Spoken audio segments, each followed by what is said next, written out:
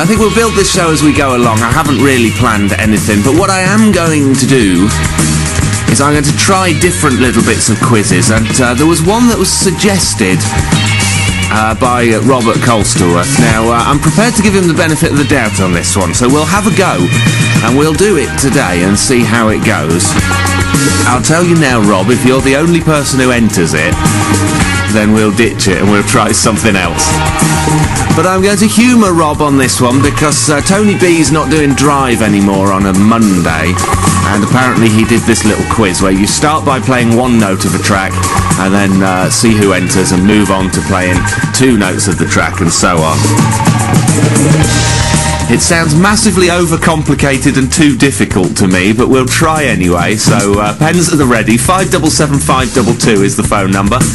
Email studio@gravityfm.net or send me a text 60300 starting with the word gravity.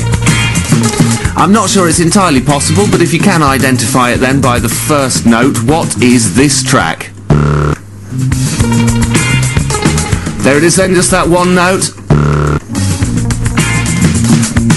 Get in touch if you can identify that. Oh my God, he's off. The phone's ringing.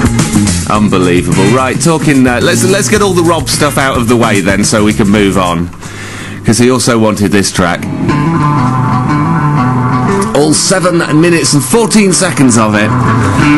Headlong Flight from Rush. There it is then, Rush with Headlong Flight on Gravity FM. Nearly 11:45 the time now. That's how long that track was. So there you go. Right, well, I'm not really surprised, I have to say, that we've had one answer on the impossible music question. I can't see this feature sticking around. I'm not I'm not doing 5 days worth of quizzes just to indulge one person. It's easy, like taking candy from a baby. Well, he couldn't resist a little dig Rob's been on, saying, can you play 1, 2, 3 by Len Barry to reflect how easy that quiz was earlier? Can't have been that easy. You were the only one who got the answer. Like I say, I'm not indulging one person on these quizzes, so we'll have to think of something else. But there you go. I'll play the track nonetheless. When I started the show, I said, what tax could we tax that? What could we put tax on that doesn't sort of a different angle to make a bit of money for the country? When Rob's come back, he says, tax David Cameron's brain with Simon Wright's first quiz of his new show, and hope it drives him insane.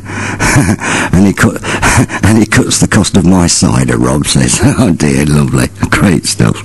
I like that one. I'll tell you about fun. We're having a bit of fun today as well, and Rob, earlier on, asked for a song, just to accompany his idea for a tax. Now, let me just explain in the last hour, if you think you can find a different way of taxing people, I mean, usually they put the tax on the petrol, the cigarettes, the booze, don't they?